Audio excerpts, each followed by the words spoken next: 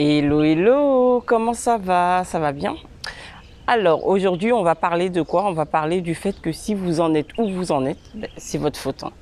Si vous vous sentez que vous n'avancez pas, c'est de votre faute. Désolée, mais c'est vrai. Et je vais vous raconter une histoire, bien entendu. Donc, moi, c'est Fanta Barou et je suis coach et consultante en marketing. Et je vous aide sur tout ce qui est principalement Instagram et le développement de votre business. Alors pourquoi c'est de votre faute? Donc je vous raconte l'histoire de l'ongle et du chien. Alors, en fait, on est dans un quartier résidentiel et il y a un homme, en fait, tous les jours, il promène son chien. Et lorsqu'il se promène son chien, il tombe sur un couple d'une soixantaine d'années devant leur maison. Ils sont assis avec leur chien également. Et à chaque fois qu'il passe, en fait, le chien grogne. Il a pas l'air bien. Et ça l'intrigue, mais bon, pas plus que ça. Donc il passe une fois, deux fois, trois fois. La troisième fois, ça commence réellement à l'intriguer. Il se dit, c'est quand même bizarre, quoi.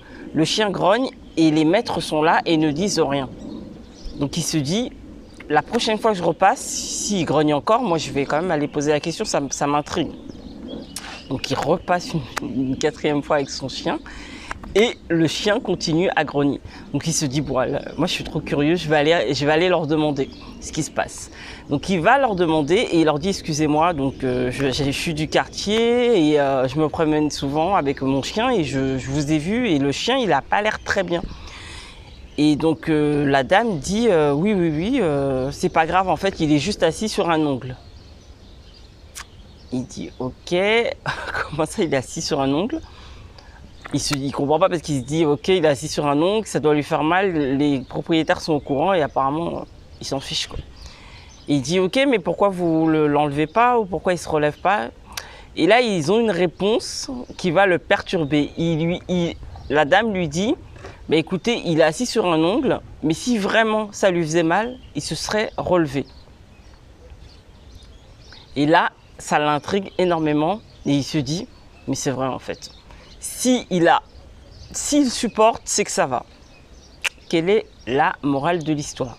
C'est que si vous êtes dans votre situation dans laquelle vous êtes et vous êtes assis sur votre ongle et que vous supportez, c'est que la situation n'est pas encore assez insupportable pour que vous la changiez.